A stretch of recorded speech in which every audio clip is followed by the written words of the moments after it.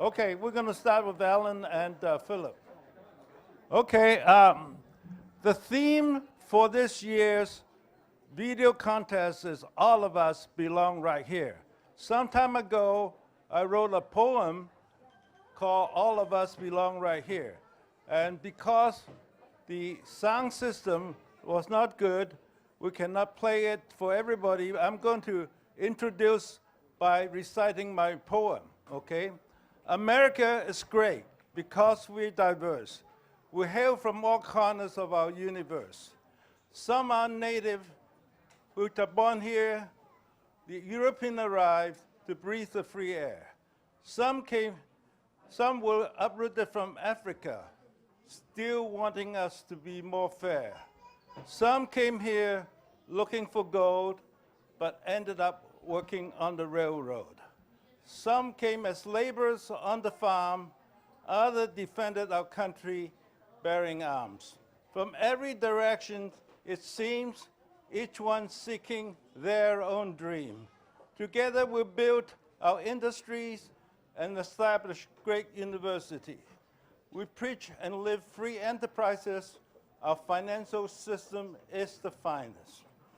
White, black, yellow, red, or brown, we all share our human background. We try hard, but we won't make there until we treat everybody equally and fair.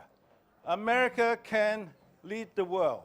We look like every part of our world. So let's be united and be of good cheer. All of us belong right here. So that's the theme of the panel.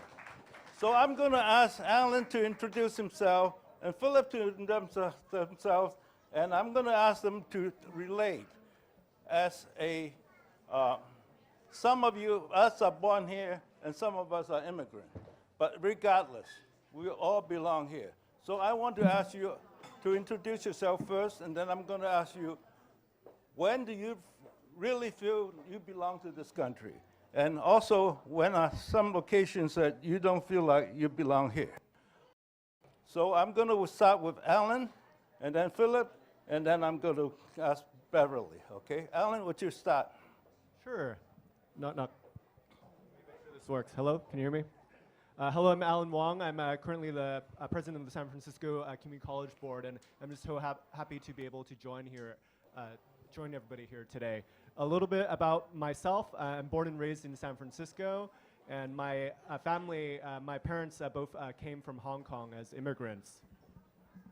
A little bit about our story.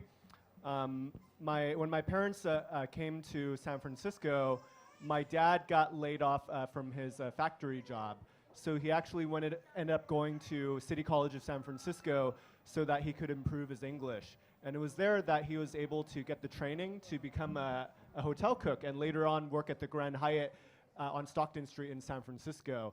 And with that job, he was able to become a hotel cook there and be a union member and be able to support our family for 2 decades in in-laws in the Sunset neighborhood in SF. So growing up in San Francisco, I was able to learn about the value of being in a union, learning about the value of being in an immigrant family working to survive. So later on, when I finished college, I came back to serve. So first 2 years out of college, I was able to serve in AmeriCorps, working for the American Red Cross and also at-risk youth in the 1001 mission. Later on, I joined the Army National Guard, where I've served for the last 15 years. So currently a commander of a military public affairs unit, previously a platoon leader for military police. And so, as well as working on policy issues in San Mateo County. Would you get on to the subject, which is, when do you feel you belong here, and when do you feel you don't belong here? When, in terms of feeling about belonging, I think that what's really important is that ensuring that we all respect the diversity of our communities. And just coming from an immigrant background, one time when I was at school, somebody told me that I don't like Chinese people.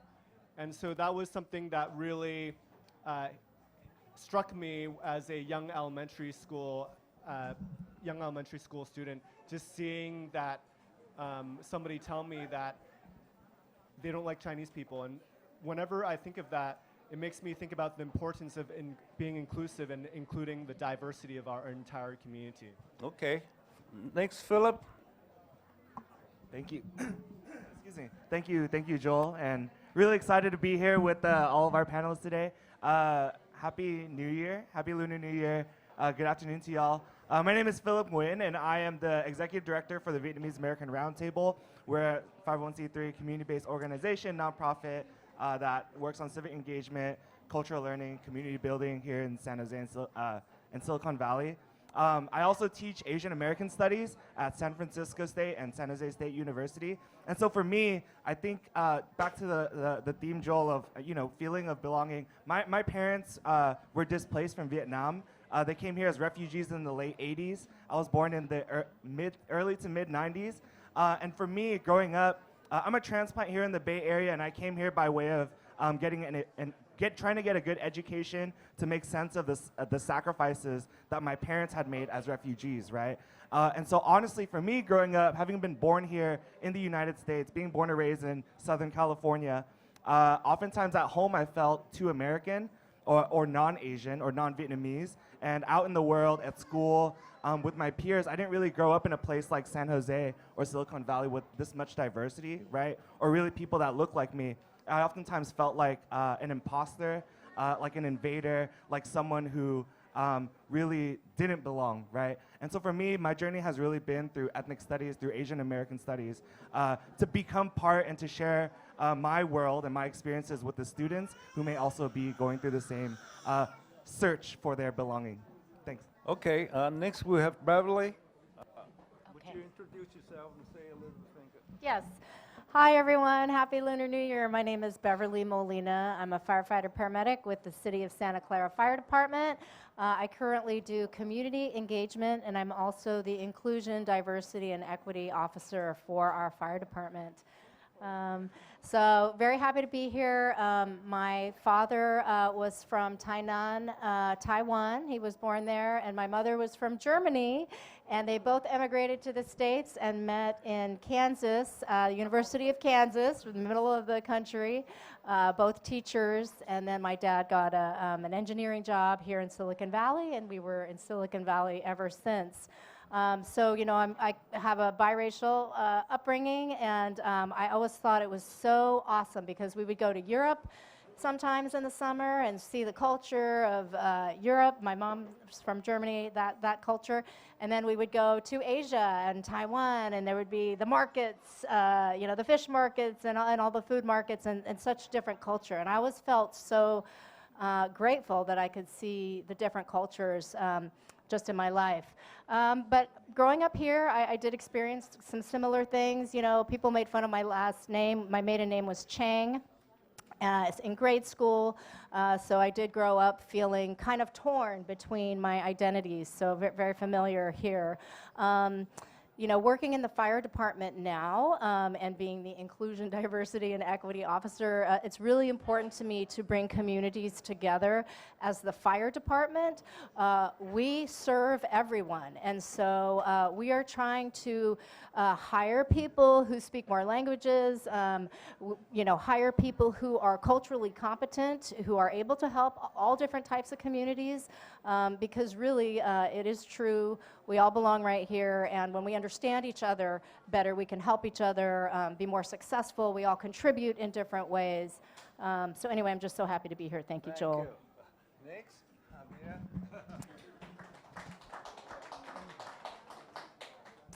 Thank you very much, Joe. This is actually a subject that's really close to my heart. My name is Harbir Bhatia. I am now the CEO of Silicon Valley Central Chamber of Commerce. And I feel so excited that you gave me this opportunity to talk about this, because this is a subject I can talk about in my sleep. I very much remember when we came here. I remember my dad left a year before us, and that was because what America had to offer, the American dream. He didn't have a job, but those days they wanted the folks of Asian background to bring their knowledge, their skills to the United States. And I think you may remember there was the 60s and 70s, Joes, that's when they had that particular immigration cycle. We came on that immigration cycle, and every immigration cycle is slightly different. We came to the airport. They took my ID. They gave me a green card. That does not happen today, okay? Let me just tell you. And I still have the green card because I have to remind myself that it's not so easy to get that anymore. But I know what my dad left. And for 1 year, he didn't have a job. He came with exactly $50 because of the American dream. But he did not know what it meant to fit here. We are Indian, Punjabi, Sikh, a woman, an engineer. There was a lot of confusing things. And when we came here, I remember getting onto Pan Am, getting up on the stairs to this scary thing that took me to another country. And it was raining outside. And I was so scared that who was going to tell me where we fit. I landed and I did not fit at all because I came to Michigan and Ohio. And I don't mean this with any disrespect, but if you were not white, you were family. My neighbors were Chinese, another neighbor down the street was Korean, and that's all we knew as family. When I went to college, we moved to Ohio. I thought that might get better. There was only 5 of us families that did not look like anybody else. I went to college, and I heard of something called the International Student Association. I suddenly found myself in the sea of people that all looked different. And you want to talk about where I felt at home and I belonged here? When I was around diverse people, I felt like I belonged here. And that memory is so precious to me because all the young people I see in this room, we have a lot of different age groups.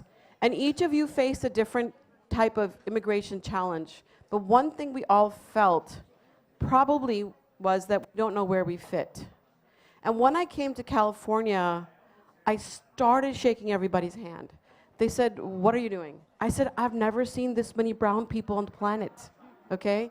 And because I came from a place that had nobody, I went and said to them, they said, "Do we know you?" I said, "No, but I've never seen so many of you." That's how my life began in California. And I'm telling you, all the kids in this room, it is a treasure that is not in the rest of America. And this is such an amazing panel that Joe has put together because it's important for you to know, do not take this for granted. This is very precious. The final thing I want to say is that community service is how I feel at home. And that is the thing that my dad and my mom gave me because they said when you serve for all. And now we feel like we belong here because we serve for the same people that we live with. So with that, I just want to say, I am so glad to see you all, and thank you for letting me be a part of your community. Let's give her a hand. Thank you. I want to pause a little bit for commercial. Oh. The reason why we are so successful is that to put this program together and to put the future program together, we have united all Asian American. Yes. We have Chinese, we have Japanese, we have Indian, we have Filipino, we have Vietnamese, we have, you Thai, name it, Indian. we have it. What we are trying to do is to promote the message that all of us belong right here. With this song, we were able to do a parade last year in San Francisco and won first prize for the theme, because the theme is good. It's not because of the fact that we did the poem. And also, I want you to know that we are going to have a video contest. You can find the video contest information at aastories.org. AA stands for Asian American Stories.org. And we want everybody to join this contest. We don't want a very elaborate video. We just want you to tell us about your experience, that why you think all of us belong right here. With that, I'm going back to Alan. Alan, tell us a little bit more about yourself and why you decide to do public service, and what do you hope to do? Yeah, the value of public service, that's really important to me. For me, it's about serving the community and being able to do our little part. One reason why I joined the Army National Guard and continued to serve for the last 15 years was because when I was younger, I saw this story about a colonel and his chaplain, and they were visiting soldiers that had just passed or were about to pass in Iraq. And so that really motivated me to do my little part. I never wanted to join the military before that, but at that moment, I was like, okay, I just got to do my little part as an American. So I went to recruiter and joined and have been serving for the last 15 years. In terms of the other work that I do as a community college board member, the education system is so important to getting equitable access for all people.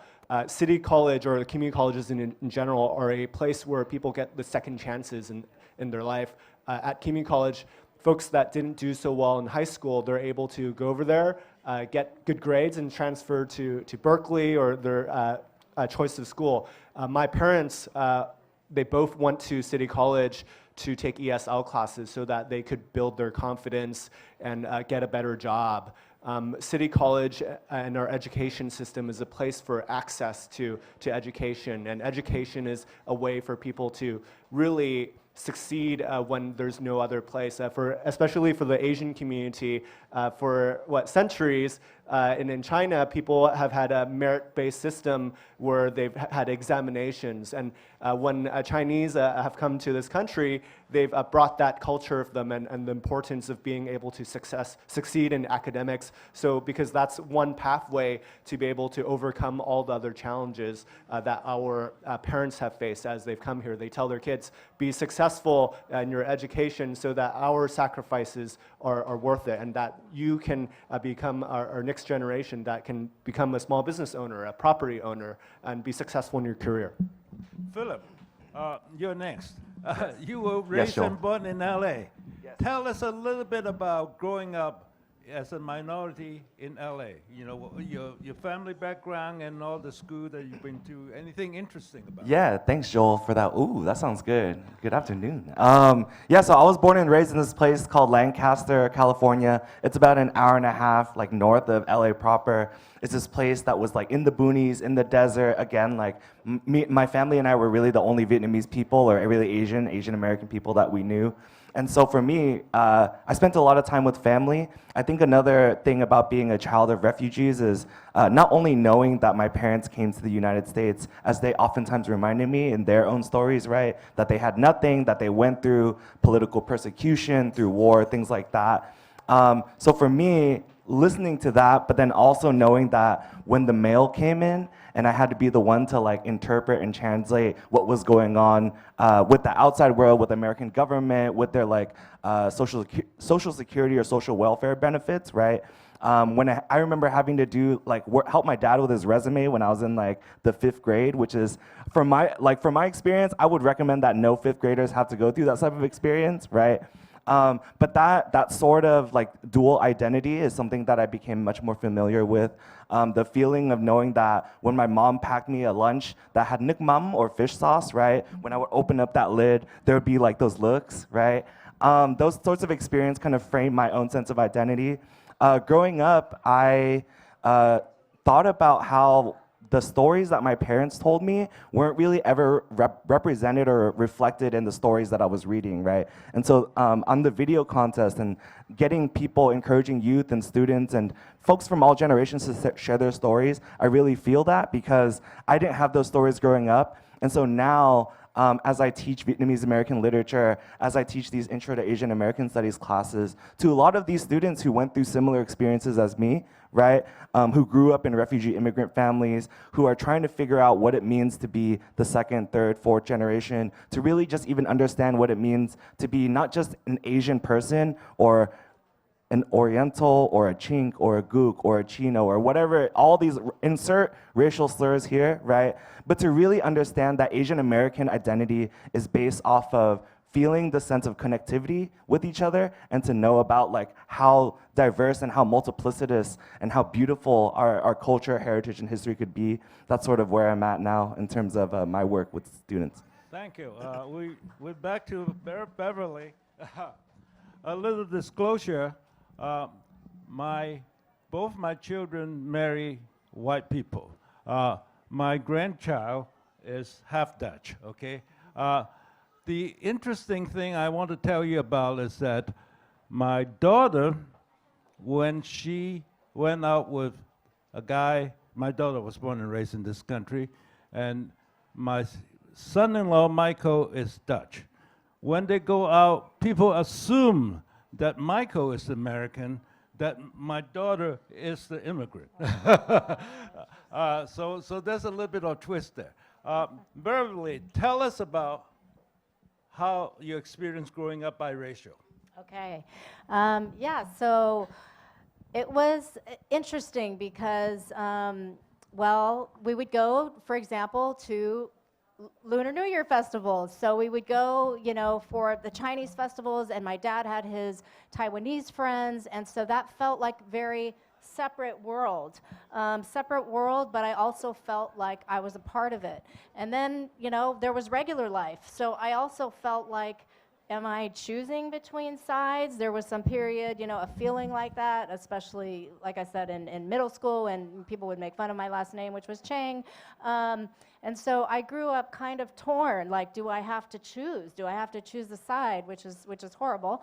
And so it makes me very, again, I have a lot of compassion for what we do in community, and a lot of people here on the panel work in community service and work with people, and I do think that is the answer. So I think that informed the way I was raised, and my experiences informed what I do now in community service, and trying to, as you said, you know, welcome people and make them feel at home. Our differences are really the things that make us special, and so there's no choosing of sides in my mind. It's you know, appreciating everything, and so it was a good experience now as I'm older, growing up biracial. Okay, you know, this is very interesting to have to choose sides, okay? My grandchild is half Dutch, half Chinese, and his father want him to learn Dutch. I said, forget Dutch, learn Chinese. The thing is that growing up in a multiracial culture background is really very interesting. It's a blessing rather than a curse, okay? I'm going to go to Harbir, and I'm going to ask you some tough questions, okay? Go for it.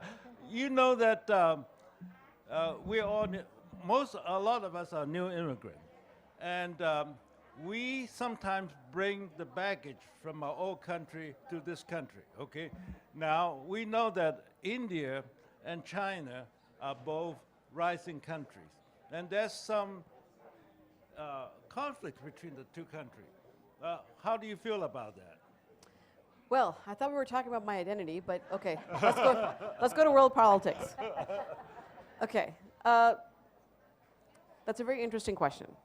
But can I first say a few things? Okay. I just want to really say I know how to say hello in like a lot of languages, and I feel really cool for that. So, but I can't properly say it in Vietnamese. So I'm going to first say ni hao, then o genki desu ka? Any Japanese in the house? No? Okay. What do we else we got? We have I say salamat datang. Then we say annyeong haseyo. And if I forgot anybody else, I'm still learning, so please teach me. But that should be the beginning of my point. Okay. I think we have to understand that the world is getting smaller. And I think instead of us seeing it as just this moment in time, we rather look at it, it's a part of human evolution, okay? You're being biracial, your children being biracial, guess what? That's the future. That's how we became who we are. I'm sorry to be so blunt about it. We were not all this before.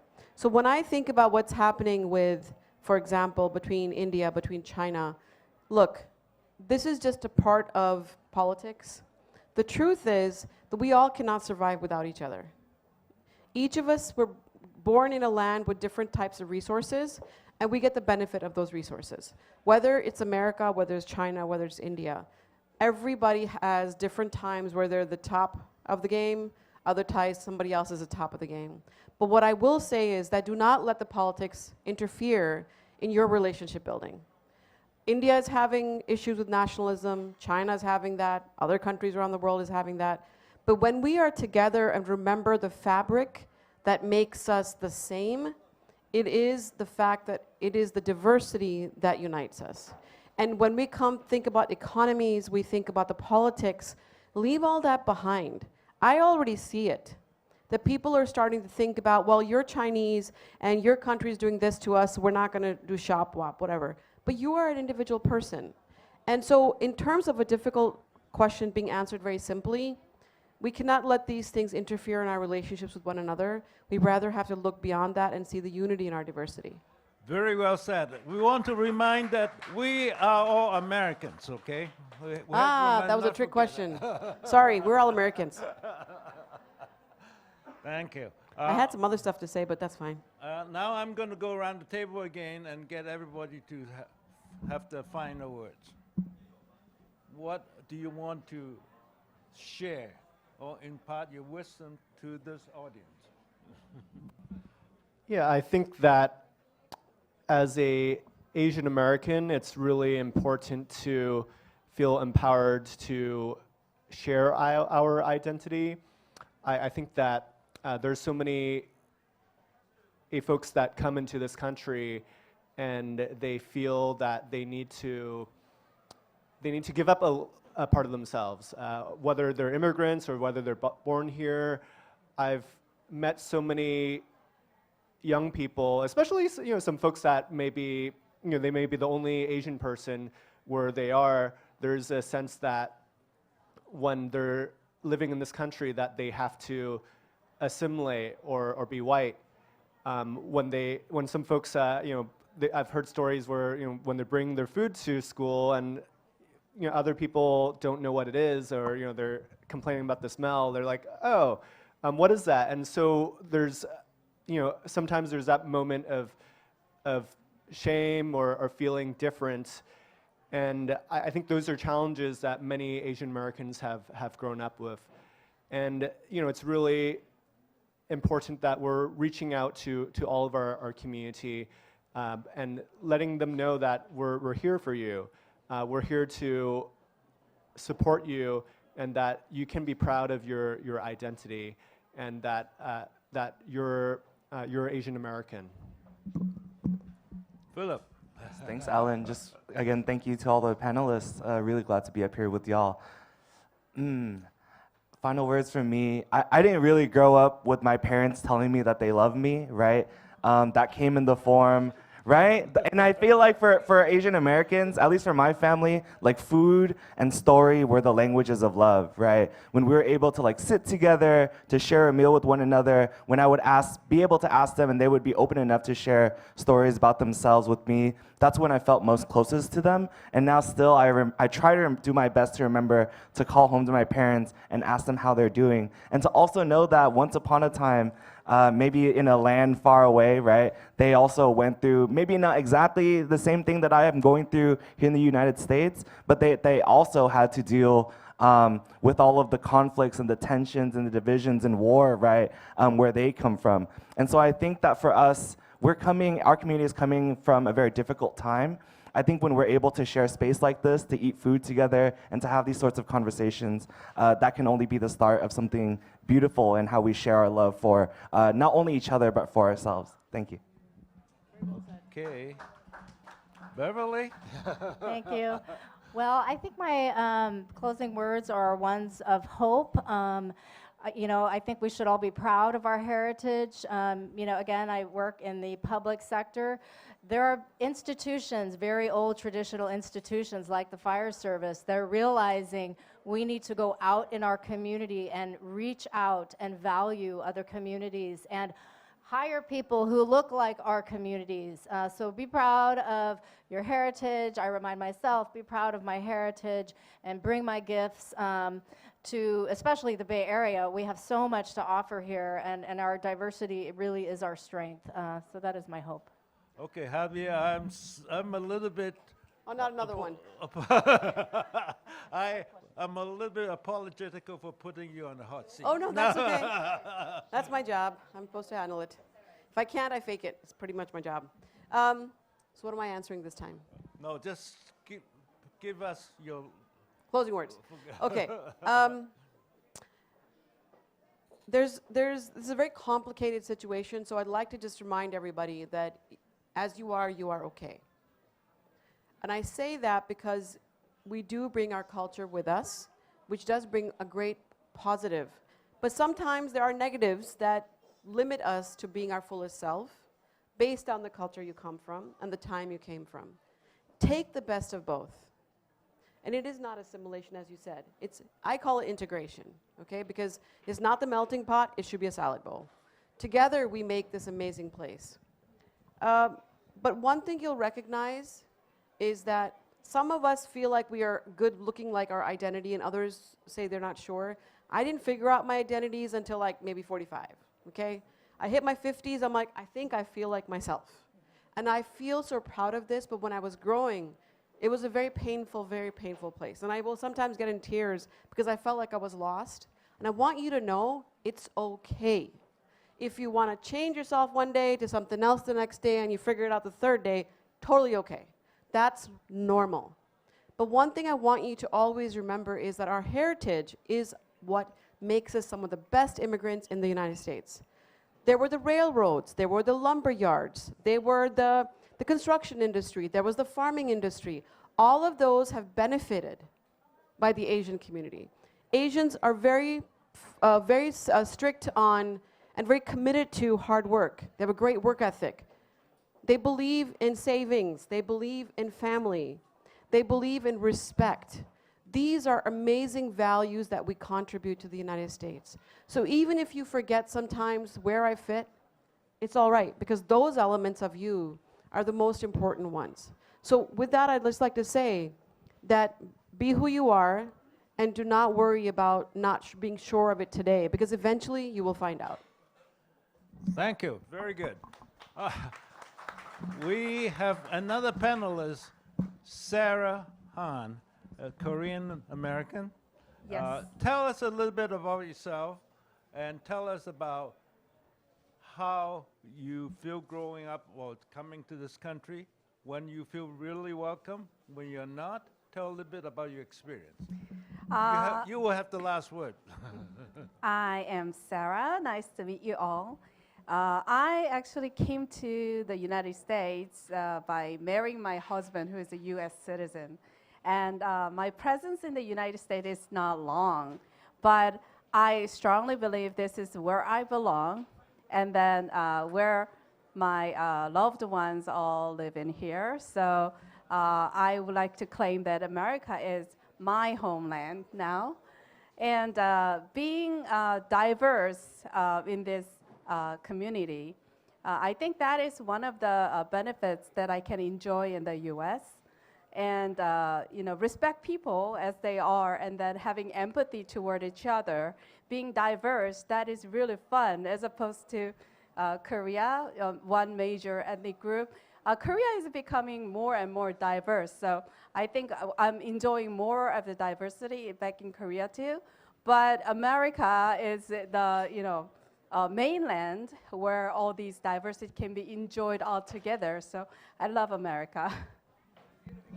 Thank you. With that, we want to give our panelists a big hand for coming up here and sharing their experience. And remember, all of us belong right here, okay? Join the video contest and participate in the whole Pan-Asian American. Every one of us is American. This country is new. We want to make it even better, right? Okay, thank you.